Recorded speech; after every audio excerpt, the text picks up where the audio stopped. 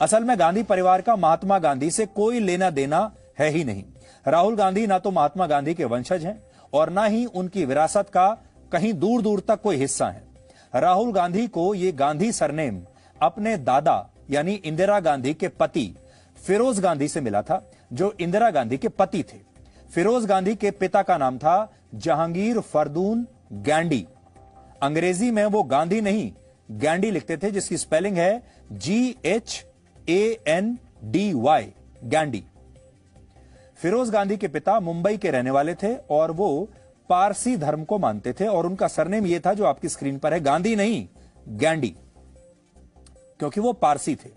12 सितंबर 1912 को जब फिरोज गांधी का जन्म हुआ तब उनके जन्म प्रमाण पत्र में भी गांधी नहीं बल्कि गैंडी ही लिखा था, जो उनके पिता का उपनाम था या सरनेम था। समझ लीजिए, यह फिरोज गांधी का जन्म प्रमाण पत्र है जो इस समय आपके सामने है, इसमें भी गैंडी लिखा है।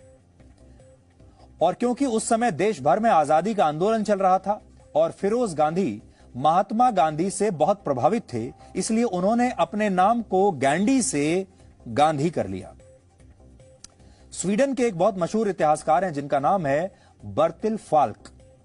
उन्होंने एक किताब लिखी थी जिसका नाम है फिरोज गांधी द फॉरगॉटन गांधी, यानी वो गांधी जिन्हें भुला दिया गया। इसमें वो बताते हैं कि जब फिरोज गांधी आजादी के आंदोलनों में हिस्सा ले रहे थे तब कई हिंदी अखबारों ने उनका नाम गैंडी लिखने की बजाय गांधी लिखना शुरू कर दिया और इससे फिरोज गांधी का कद बढ़ने लगा। लोगों को लगा ये भी गांधी है, इनका गांधी से कोई ना कोई संबंध होगा, क्योंकि उस समय गांधी नाम में बड़ी ताकत हुआ करती थी महात्मा गांधी की वजह से। और यही वजह है कि फिरोज गांधी ने फैसला किया कि वो अपना सरनेम अब गैंडी से गांधी कर लेंगे और उसके बाद वो फिरोज गांधी के नाम से ही मशहूर हुए।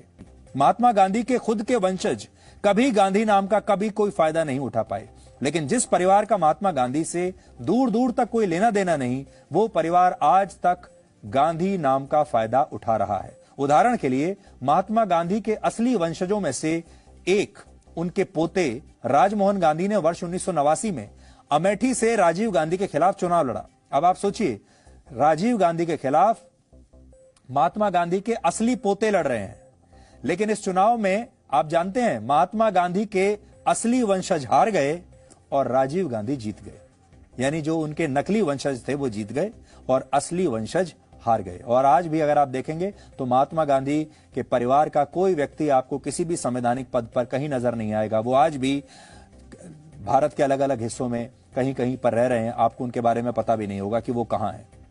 लेकिन ये गांधी परिवार तब से लेकर अब तक गांधी के नाम पर ही लगातार अपनी सत्ता चला रहा है। तो बड़ी बात यह है, और आपने एक बार यह भी देखी होगी कि गांधी परिवार में चाहे वो राहुल गांधी हो या प्रियंका गांधी वाड्रा हो या सोनिया गांधी हो, वो सब इंदिरा गांधी की पुण्यतिथि पर, इंदिरा गांधी के जन्म दिवस पर, नेहरू के पुण्यतिथि पर, इंदिरा गांधी के या नेहरू के जन्म दिवस पर, या फिर राजीव गांधी के जन्म दिवस पर, या उनसे जो संबंधित जितने भी प्रमुख दिन हैं, हमेशा उनके बारे में ट्वीट करते हैं, उनकी समाधि पर जाते हैं।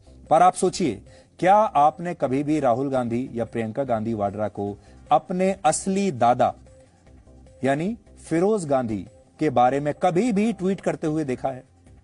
क्या कभी भी आपने उन्हें देखा है कि वो फिरोज गांधी के समाधि पर कभी गए हों, कभी उन्हें श्रद्धांजलि अर्पित की हों?